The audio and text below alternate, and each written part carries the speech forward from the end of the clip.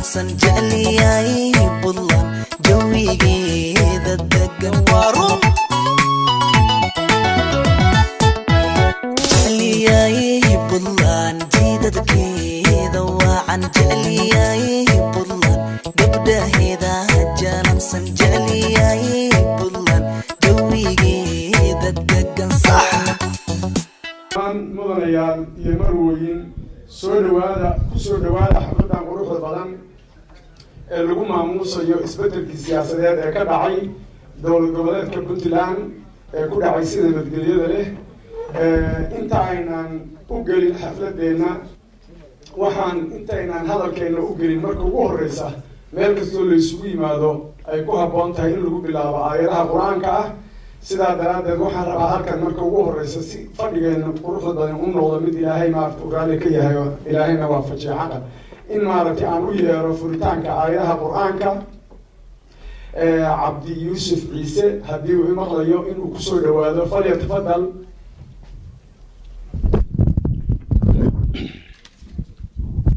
الرجيم بسم الله الرحمن الرحيم والعصر إن الإنسان لفي خسر إلا الذين آمنوا وعملوا الصالحات وتواسوا بالحق وتواسوا بالصبر. waxaan rabaa marka barnaamijkeena inaan si fiican ugu guda galo oo aan boobsiiyo waxaan rabaa hadal badan ma raba inaan sii galo waayo waqtiga ayaa inagu yar waxaan hadda u yeerayaa oday cabdirasaaq sheekh axmed oo inoo faahfaahin doona xafladan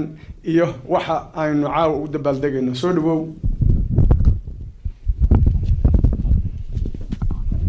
بسم الله والحمد لله والصلاة والسلام على أشرف الأنبياء والمرسلين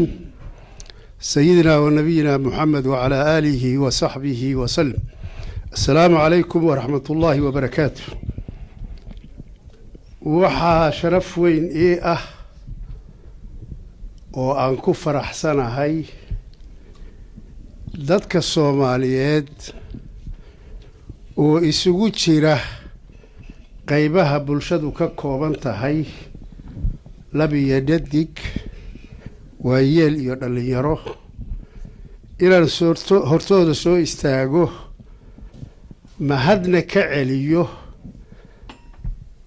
imaatinka aad timaadeen oo wakhtigiina u soo hurteen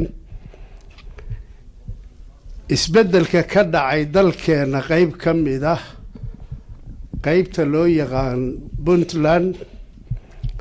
halkaas oo ay isku bedeleen laba maamul mid soo jiray iyo mid hadda jiri doona ilaahay idanka waxaan leeyahay markaa guul baan idin rajaynayaa dhammaanteen waan mahad celinaynaa walaalihii soo qaban qaabiyey kulankan xafladan aan ku taageerayno isbedelka ka dhacay Puntland iyo maamulka cusub oo la doortay runtii waan la qabaa cabdirasaaq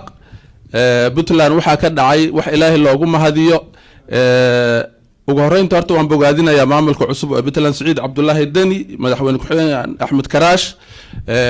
iyo gudoomiyaha iyo ku-xigeenadiisa baarlamaanka intaas ka bacdi waxaan u ducaynaya oo asna bogaadinaya islaan ciise islaan maxamed oo runtii si karti iyo soomaalinimo leh ninkaas aniga qudbooyinkiisa aad aan u jecelahay runtii waa nin aftahan ah aad u xigmad badan mahmaahyo badan si daacad oo kal iyo laabana runta u sheega ilaahay carabkiisa u barakeeyaan leenahay adaladiisana ajar ha ka siiyo. salaanta kadib waxaan ku faraxsanahay ka mahad celinayaa marka hore in xafladan quruxda badan ee taageerada loogu fidinayo maamulkii cusbaa ee Puntland ka dhacay inaan ka soo qayb galo anigoo ku hadlaya magacayga iyo magaca dowlad goboleedka Koonfur Galbeed Soomaaliya. Koonfur Galbeed Soomaaliya waxay gobolada kale ama isteedyada kale dheer tahay waxaa la yiraahdaa waa state-ka kaliya ee supply gareyn kara Soomaaliya inteeda kale iyadoo aan caawinaad kale dibadda laga doonin. inagoo khayraadkaas haysana waxaan rajaynaynaa puntlandna waxaan u aqoonsanahay sidii horeyba loo yiri hooyada Soomaaliyeed ama hooyadii dowlad goboleedyada Soomaaliyeed oo isku raadinaysay midnimada Soomaaliya. Policyga oo Puntland waxaa ka mid ahaa inay midayso Soomaaliyana isu raadiso. marka 20 sano hadda wada inay Soomaaliya raadiso waxaan rajaynayaa inay ka dhabayso oo ay Ilaahay u fududeeyo oo Soomaaliya mid ah ilaahayna tusiyo. bismillah wa salaamantiin dhamaan dadkiina meesha iskugu yimid aad iyo aad baan ugu faraxsanahay inaan ka soo qayb galo xafladan wanaagsan ee quruxda badan ee lagu soo dhaweynayo madaxweynaha cusub ee dowlad goboleedka ee Puntland Masar Saciid Cabdullaahi Daani marka waxa uu la qabaa ma aragtay soo dhaweyntii walaalkay ninka odayga ah iyo oday Cabdi Rasaaq marka waxaan ku dari lahaa ma aragtay arrin yar oo ma aragtay waxaan codsan lahayn ma aragtay maamulkii horeeyay ee Cabdiweli aan ka codsanay in oo Puntland gaarsiiyo fem 5 sano ee soo socotay inuu one person one vote hase ahaatee taasi ma ayan dhicin markaan u qabanayna xafladii hore ee lagu qabtay maxaa la dhihi jiray 5 sano ka hor fariintan u dirnay waxaa ka mid ah inuu Puntland ay gaarto 5 sano soo socotay one person iyo one vote hase ahaatee ma dhicin laakiin waxaan la qabaa walaalkay ninka hadda meeshan ka yiri waxaan rajaynaynaa doorka dambe inaan kor uga baxno oo ay gaarto ma aragtay gobolada Puntland oo dhan in laga soo doorto hal cod iyo one person one vote insha Allah saasaan rajaynayaa marka waad mahadsantihiin aad iyo aad ayuu u mahadsan yihiin Hadar Cabdirasaaq iyo saaxiibkii Cabdicasiis wuxuu yiri nin odaya waxa la yiri xoogaa nimankan reer hiiraanka waxa lagu xantaa qolooyinka degan webiga agtiisa waa yar yihiinoo burahaasay kasoo degan iyagoo ordayaan la yiri moogta marka laba nin oo nin xoogaa reer magaalo isaga dhigaya ayaa waxay soo ag istaageen webigii oo markaas roob daay oo biyo wado marka ciidii biyihii nadiifka ahay waxaa bedelay biyo guduudan marka ki kale weydii wuxuu yiri biyaniyow biyaha maxaa ku dhacay webiga maxaa ku dhacay inuu marka ka jawaabi waayo xoogaa ceeb la noqotay wuxuu yiri warniyow war ma haydide biyahan wuxuu yiri maxaarada walaaqaydoy Soomaaliyana ku xumeynayda marka hadda waxa way waa la soo qabtay laakiin insha Allah waa duulay raab aad iyo aad ugu faraxsanahay caaw inaan ka soo qayb galo xaflad walaalo gacan walaaltinimo maamul isugu dhiibaya runtii Ilaahay subhanahu wa ta'ala ayaa tawfiiqda waafajiyay laakiin anigu fakarkayga sidaan aaminsanahay kuma imaanin rabitaan siyaasadeed kuma imaanin waxay ku timid rabitaan shacabka Puntland iyo isimada la'aantoodna meesha maanta ay Puntland taagan tahay marna soo ma gaarteen. Assalaamu calaykum waraxmatullaahi wabarakaatu waa idin salaamay dhammaantiin waa idin salaamay dhammaantiin waxaan leeyahay caawa xafladan quruxda badan leh oo dadkii runtii Soomaalinimada ay ku jirto ugu qiimaha badnaa ay ka soo qayb galeen dadkii maamulay ugu horeeyay adeerkay Cabdirasaaq iyo gabdhihii runtii xaflad qurux badan ay sameeyeen waana ku mahadsan yihiin waxaan kaloo halkaan hambalyo uga darayaa madaxweynaha Puntland oo la doortay Saciid Cabdullaahi Daani madaxweyne ku-xigeenka iyo gudoomiyaha baarlamaanka runtii dad badan oo iga horeeya soo qaaday laakiin waxa aad u jeclaa inaan ku celiyo horumarkii iyo wanaagii Puntland ka dhacday doorashadeedii iyo tii ka sii horeysay iyo mar walba waxaan leeyahay waa mid ku dayasho waxa maqli jiray hees la leeyahay Puntland ku dayo tii Puntland ku dayo heesas caaw in la saara u maleena mar dambe marka Puntland ku dayo waaye Soomaaliya ay Puntland ku dayo Soomaali meel walba joogto in kastay Soomaali wada tahay haddana waxaan isleeyahay tuulo kasta ama meel walba oo wanaag laga sameeyo waxa waaye in lagu daydo wixii xumaan ahna in la iska daayo wixii wanaagsanna in la raaco marwooyin iyo mudanayaal caawa isugu yimid xafladan qiimaha leh oo loo dabaaldegayo dowladda cusub oo ka dhalatay Puntland. Asalaamu calaykum waraxmatullaahi wabarakaatu. salaamka idinku salaamay. Marka xigta run ahaantii waxa weeye aad iyo aad baan hambalyo u wada diraynaa anoo magaca gabdhaha ku hadlaaya ayaan hambalyo u diraynaa madaxweynaha Puntland oo hadda la doortay mudane Siciid Cabdullaahi Dani iyo madaxweyne ku-xigeenka Axmed Cilmi Kaashe iyo Karaash iyo ra'iisul wasaaraha baarlamaanka ama gudoomiyaha baarlamaanka Cabdi Xakiin iyo gudoomiyaasha ku xiga iyo xildhibaanada Puntland dhammaan waxaan u diraynaa hambalyo tallaabo cusub bay qaadeen. أعوذ بالله من الشيطان الرجيم بسم الله الرحمن الرحيم دمان كسو قيب قلياشا مناسبة تنقالقة إيو إنت سوء بابو الشيء إذا لهانتين بوحين ليه وقهرينتي السلام عليكم ورحمة الله تعالى وبركاته أنا نحبك لقاد قادين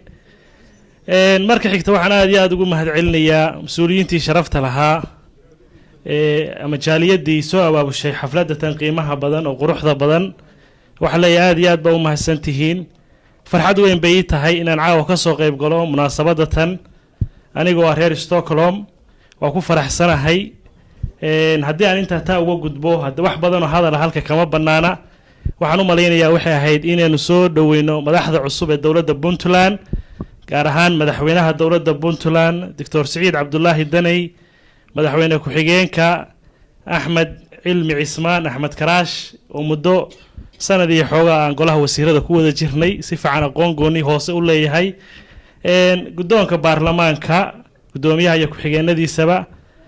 sida aad u soo dhaweyseen baan anaguna u soo dhaweynay waxaan leenahay soo dhawaada runaantii de xilkuna waa xil culus waa xil adag waxa weeye waxaan u baahanahay marka inaynu u duceyno si wada jira in Ilaahay u fududeeyo dalkuna wuxuu u baahan yahay wax qabad badan dhammaan Soomaaliya oo dhan meel walba ay joogaan waxaan uga duceynayaa Ilaahay uga baryaa inay gacmaha isqabsadaan oo Ilaahayna waafajiyo tawfiiqda waxay la tahay xilligii ugu dambeeyay baa la soo kiciyay dadku markay daalaana aad u xumo dhageystaan aniguna ma badinayo mana filayn in la ii yeedhayo oo kuma talagelin laba qodob baan horta waxaan aad ugu mahadnaqayaa intii inoo soo abaabushay inaynu halkan isugu nimaadno anigoo idin salaamaya dhammaan salaantaan bay ilaaway gabdho iyo ragba oo gabdhaha horreysiinaya weliba marka dee waxaan odhan lahaa raggii hore a yidhi laba qodob baan anigu aan ka hadlayaa qodob waxa weeye hambalyo aan u hambalyeynayo maamulka cusub ee Puntland hadda yimi hambalyaduna qofka maaha hambalyadu waa systemka isbedelay waxaan leenahay Ilaahay ha idinku galab garo xirka aad qaadeen madaxda Puntland qodobka labaad waxa weeye dardaaran iyaga aan u jeedinayo oo kooban dardaarankaas oo ah wax badan oo hore u khaldanaa inay saxaan inay ka bedelnaadaan systemkii sidii hore wax u socdeen siyaalo badan oo ay wax ku soo kordhiyaan in ay sida hadda la sheegayay maamulka iyo cadaaladda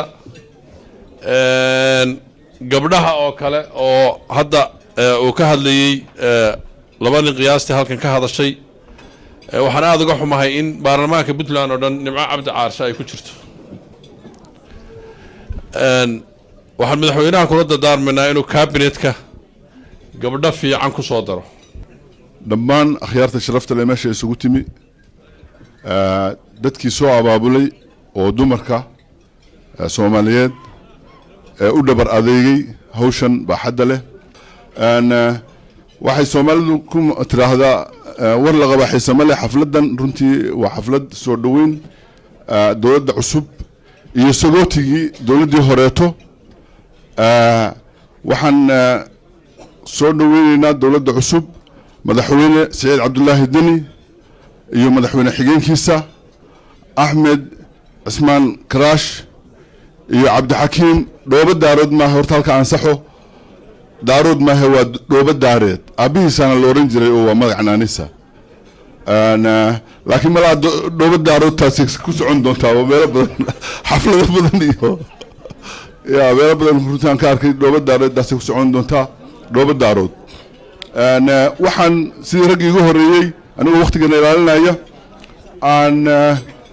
kula dardaarmaya dowladdan cusub waa qori isu dhiib xilku waa 4 sanadood weeye waarimi sidii war ka harowi runtii odayaashii horeeto meel fiican bay wax keeneen waana ku madaxweynayaashii ka horeeyey waan ku amaanan yihiin 20 sanadood waa muddo aad u badan oo qaangaarna ka badan Puntland intay jirtay marka taasa waxay keenaysaa qaangaarnimada lafteeda waxay keenaysaa in ay si nidaam wanaagsan ay u dhacdo doorasho walba sidii odayaashu ay ka dhawaajiyeen one man one vote insha Allah waa rajayn doonaa inay gaadho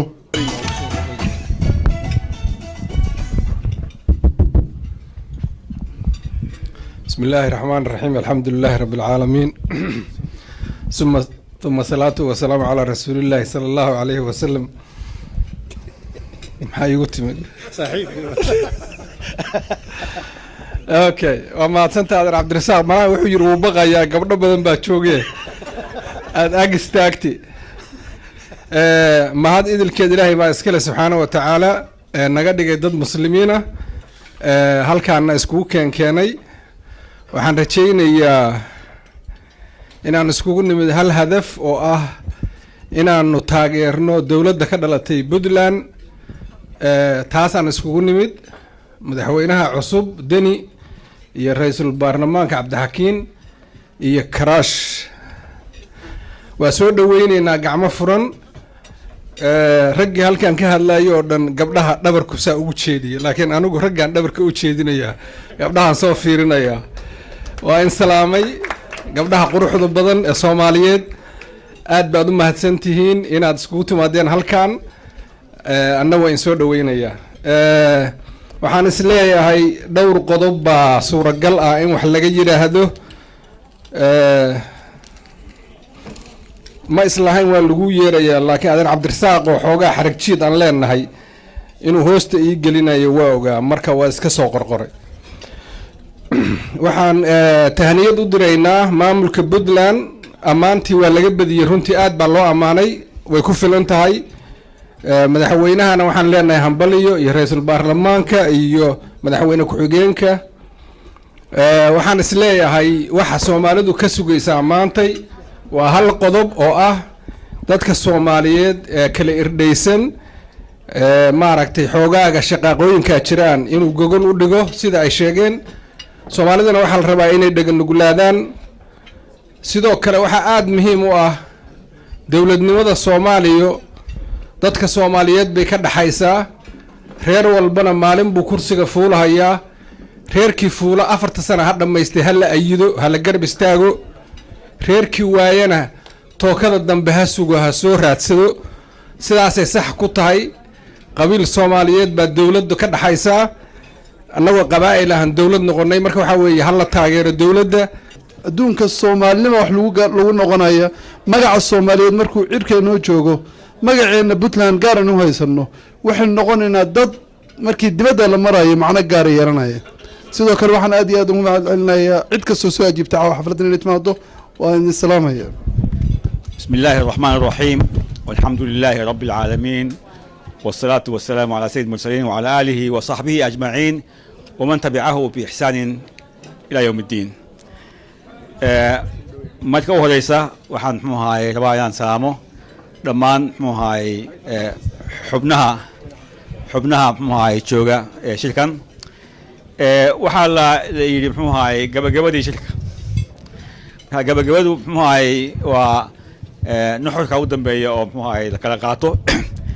shalay ayaan ka imi muxuu ahay Soomaaliya muxuu ahay waxaa muxuu ahay dadku isweydiinayaa dalka Soomaaliya wuxuu soo maray 30 sano oo dagaal ah iyo dhibaato ah iyo rabshado ah iyo muxuu ahay dhibaatooyin soo gaaray bulshada waxaan muxuu ahay rabaa inaan dareenkayga idin sheego oo ah in wadankii dalkeenii uu soo muxuu ahay ka soo baxayo ka soo muxuu ahay dhammaanayo dhibaatooyinkii haystay oo iminkada muxuu ahay bulshada Soomaaliyeed oo 75% ay yihiin dhalinyaro muxuu ahay daadooda ka yar tahay 35 ay muxuu ahay maanta u kaceen oo muxuu ahay hawlihii dalka ay wax ka wadaan marka muxuu ahay arrintii ka dhacday muxuu ahay Puntland doorashada muxuu ahay madaxweynaha iyo muxuu ahay yani ku-xigeenkiisa iyo muxuu ahay xubnihii kaleba waxay ka mid tahay inuu tilmaamahaas muxuu ahay horumarka tilmaamaha in waddankeennii transformation isbeddel dhab ah inuu sameynayo marka muxuu ahay waxaan runtii aad kulli isla garanteen waxaan dareemayaa hambalyada guud oo aad u tabiyeysaan muxuu ahay madaxweynaha Puntland iyo muxuu ahay oo runtii si dadban u aadaysa dhammaan ummadda Soomaaliyeed meel kale ay joogto waxaan rabaa muxuu ahay aan aqoonsado oo aan muxuu ahay bogaadiyo xubnihii badnaa halka ka hadlay oo erayo aad iyo aad qaali ah muxuu ahay yiri ha ugu horeeyo Cabdisaaq muxuu ahay shaxamada ha ugu horeeyo iyo muxuu ahay xubnihii u hadlay deegaamada waddankeena kala duwan aqoon-yahankii hadlay oo kulligood isku raacay in la hambalyeeyo oo ay noqoto hambalyo kaliya maahay tilmaan Soomaalidu higsato oo waddanka muxuu ahay ama soo noqotada dambe ama imikadaba muxuu ahay talaabo fiican laga qaado waxaad muxuu ahay ka hadasheen arrimaha muxuu ahay haweenka waxaad ka hadasheen arrimaha muxuu ahay horumarka waxaad ka hadasheen arrimaha nabadeynta Soomaaliya marka waxa weeyaan kulligood waxa weeyaan waa arrimo la wadaago oo ummadda Soomaaliyeed dacal geeska gees ay muxuu ahay wadaagto waxaan muxuu ahay soo marnay burbur badan baan soo marnay haddii aad waxaan weydiiyey muxuu ahay intaan joogay hadda muxuu ahay Soomaaliya marayay raaliga ahaada waxaan muxuu ahay wadaystay dad kala duwan oo muxuu ahay qaarkood madax yihiin qaarkood shaqaale caadi ah oo muxuu ahay ka shaqeeya muxuu ahay meelaha kala duwan muxuu ahay anoo weydiinaya muxuu ahay waa maxay dareenkiinu iyo maxayna ka xun dareenka ay wadaageen wuxuu ahaa in Soomaaliya ay kacday oo soconayso oo ilaahay idinkii awal waxaan ka baqaynay in maalmaha ka mid ah ama daris ha ahaado ama shirika ha ahaadee nala kusoo duulo laakiin muxuu ahay maanta ay tahay Soomaalida gacanta ku haysto muxuu ahay dareenkeedii waxay yidhaaheen muxuu ahay waxaa jirtay oo daciiftay dowladdii kala dambeyntii baa yaraatay markii hore dib bay usoo noqotay waxaa yaraaday waagi hore muxuu ahay qofka aqoontiisa wax loogu dhiibo qofka muxuu ahay qofka aqoontiisa iyo jigada uu istaahilo in loogu dhiibo maanta muxuu ahay taasna way soo noqotay oo muxuu ahay dib bay usoo noqotay in la kala dambeeyo sabr in dadku yeesho ayaa muxuu ahay soo noqday waxaa soo noqday waxqabad dadku inay muxuu ahay yani production sameeyaan wax qabtaan waxaa soo noqday muxuu ahay wadatashi awal waxay dadku kala tashi bay ahayn waxaa soo wadatashi waa soo noqday oo dadkii way wada tashanayaan muxuu ahay laakiin dhowr qodob baa weli muxuu ahay u baahan in dib loo eego kow waxa weeye muxuu ahay haykalka dowladnimo in muxuu ahay la adkeeyo oo dib loo dhiso in aqoonta dadkeenna muxuu ahay hoos u dhacday in kor loo qaado 70% carruurteennu ma aadaan iskool ma aadaan in laga sameeyo madaxweyne muxuu ahay Puntland iyo dhammaan madaxweynaha Soomaalida deegaamada kala duwan iyo madaxweynaha federaalka intaba waxaan leenahay hala sameeyo muxuu ahay carruurteennu 70% iskool ma aadaane dib ha loo eego arrintaa waa in muxuu ahay tuulo kasta gaar ahaan waa tuulooyinka tuulo kasta hal iskool hal macallin ma dhibba miyaa la qaban karintaa every village one school one teacher arrintaa muxuu ahaa inaan geyno caafimaadka sidaas oo kale loo geeyo haddii aan 6 milyan oo Soomaali wax degan tahay tuulooyinka degan 6 milyan waxay degan tahay muxuu ahaa magaalooyinka oo way degan tahay lixda tuulooyinka degan waxaad moodaa xoogaa in muxuu ahay dalkeena guud ahaan maaha puntland maaha guud ahaan dalkeena inay muxuu ahay dhib badan haysto marka in madaxda dalku ay tijaabiso waxaan leeyahay madaxweynaha madaxweynadani inuu ku bilaabo xoog saar oo isagu muxuu ahay u qaato muxuu ahay hangoolka u qaato sidii looga dhisi lahaa iskuulo muxuu ahay dowladeed tuulo kasta ee dalka muxuu ahay Soomaaliya waxaan rajaynaynaa in kulankeenu uu maanta uu filiyo dhambaalkaas waa maxay Soomaali isu keenteeda Soomaali midaynteeda Soomaali heshiisinteeda iyo Soomaali danyarteeda horumarinteeda ii hartay waa u soo noqonaynaa hadda waxaa khadka ku jira la yiri madaxweynihii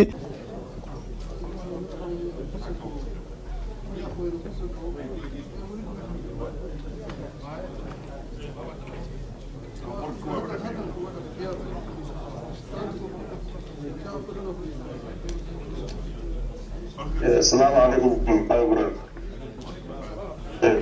وبدأت هنا عودك المقصان وحفلة تغييرها مالتا وقوة النتيجة دورشة كذا على puntland aad u qabanaysaan oo aad ku soo dhaweynaysaan runtii isbedelkii siyaasadeeda ka dhacay aad baan idiga mahadcelinayaa runtii sharaf bay ay tahay inaan codkiina aan kala soo qayb galo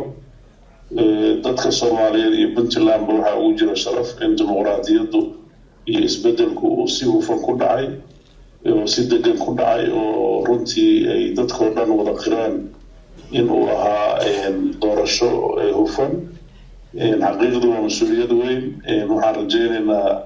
daaliyadda Sweden oon ogahay jaaliyadaha ugu horreeyay Soomaalidii ee dibadaha tegay xilliyadii 80-aadkii waxaan ka rajaynaynaa in ay qayb weyn ka qaadato bulshada ay la nooshahay oo magaca ay sumcadda Soomaaliyeed ay kor u qaado deegaanadii iyo dalkii Soomaaliyeedna iyo dadkii ka soo jeedeen ay maaragtay qayb weyn ka qaataan laba shay waan ugu mahadcelinayaa sababaan Sweden wax ka mid tahay hay'adihii ugu horreeyay ee burbur kadib Puntland ka howlgalay oo runtii dhinaca arrimaha bulshada wax weyn ka qabtay haddana runtii waxay ka mid yihiin dowladaha sida gaarka Soomaaliya iyo guud ahaan iyo gaar ahaan Puntland taageerada xagga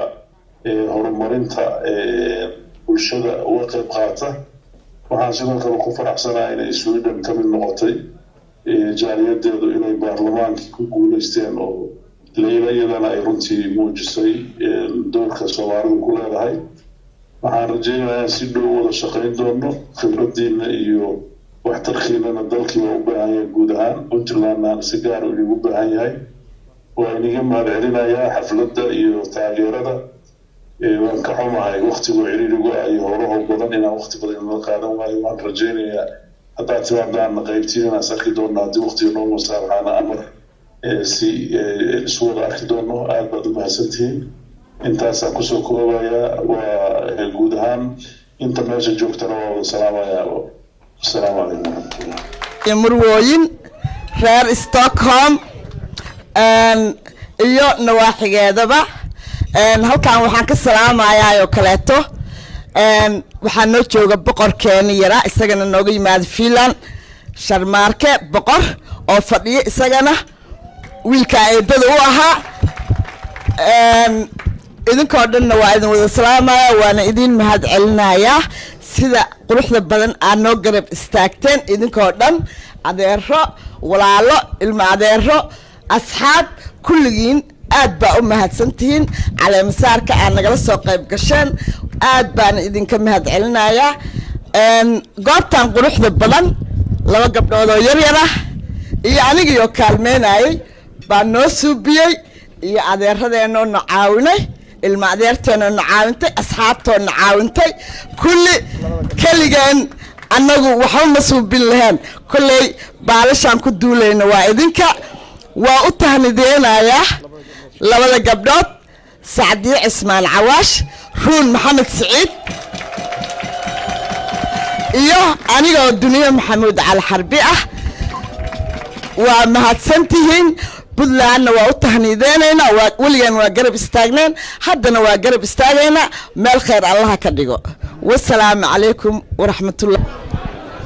bismillaahir rahmaanir rahiim waan islaamay dhammaan ummadda Soomaaliyeed gaar ahaan Puntland waxaan aad iyo aad ugu mahadcelinayaa dhammaan reer Puntland waxaan salaamayaa madaxweynaheena qaaliga ah iyo madaxweynaha ku-xigeenka iyo baarlamaanka ayaan salaamayaa iyo ku-xigeenkiisa waxaan leeyahay hambaliyo aan leenahay haddaan bulshada reer Puntland oo ku dhaqan wadanka Sweden Stockholm aad baan ugu faraxsanahay sida oo dimuqraadiyadda u dhacday iyo sida fiican ay u dhacday ayaan aad ugu faraxsanahay waana salaaminaa dhammaan shacabka waxaan leenahay dawladdiina garab istaaga madaxweynaha waxaan ka codsanaynaa inuu haweenka u garab siiyaa oo wasiirada iyo wax walba ugu daraa maadaama baarlamaanka nala ka qadiyay aad baan ugu faraxsanahay shacabka reer Puntland oo meel kasta ay joogaan waan ku faraxsanahay waxaan kusoo dhaweynayaa walaasheen Ruun oo qabanqaabada iyo hawsha ka wada magacayga waxaa la dhahaa Ruun Maxamed Saciid waxaan u mahadcelinayaa walaalihii garabka nagu siiyey xalfadda magaalada Stockholm ka dhacday odayaasha dhalinyarada haweenka waxaan u tahniideynayaa Saciid Cabdulaahi Deni madaxweyne ku-xigeenka Axmed Cilmi Garaash gudoomiyaha baarlamaanka Dhooba Daarood waxaan leeyahay guul iyo gobonnimo midnimo wax lagu qabsadaa inaan midowno inaan horumarkana ka shaqeyno guuleysta jecliyay Puntland jidadkeeda waan jecliyay Puntland gabdhaheeda jalaqsan jecliyay Puntland jawigeeda degan waarun jecliyay Puntland jidadkeeda waan jecliyay Puntland gabdhaheeda jalaqsan jecliyay Puntland jawigeeda degan sax